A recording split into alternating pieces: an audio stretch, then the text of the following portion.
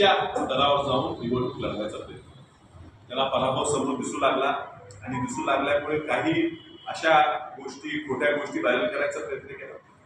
जाणून बुजून कदम घराण्यात आणि आमच्यात वाद आहेत आणि कुठला तरी वचपा काढणार आहेत असे फेक न्यूज तयार करून त्यांनी सोशल मीडियावर टाकायचा प्रयत्न केला.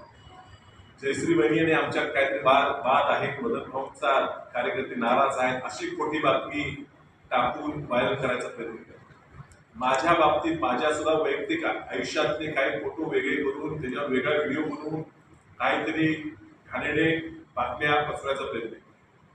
आता आमच्याकडे पुरावे नव्हते, त्यांचे कार्यकर्तेच करत होते, पण ज्या हँडलवर, ज्या सोशल मीडियाच्या हँडलमध्ये हे सगळे गोष्टी एकत्रित पोस्ट झाले होते त्या हँडलची लिंक आता आम्हाला लागलेली आहे. रितसर मी काय घाबरलेलो नाहीये, रितसर तक्रार केलेली आहे, पूर्वीच केलेली आहे. अजूनही त्याच्याकडे काय चित्र असतील तर ते वापरणार हे मलाही माहिती आहे.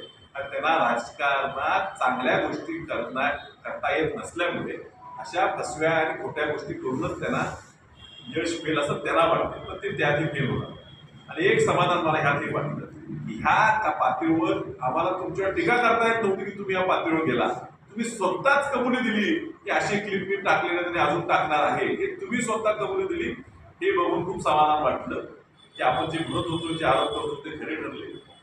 त्यांना जे मदत होत होती ती सुद्धा त्यांनी स्वतःहून कबुली दिली की त्यांना कशी मदत होत होती आणि त्यांचं कसं षडयंत्र ह्या ठिकाणी काँग्रेस पक्ष कमकुवत व्हावं, ह्या सांगलीतून काँग्रेस संपावी, वसंतदादांचा विचार संपावा, हे षडयंत्र त्यांनी कुणाला घेऊन रचलं हे जर त्यांनी स्वतःच्याच प्रेसमधनं कबुली दिली, ही गोष्ट जनतेला आता कळलेली आहे.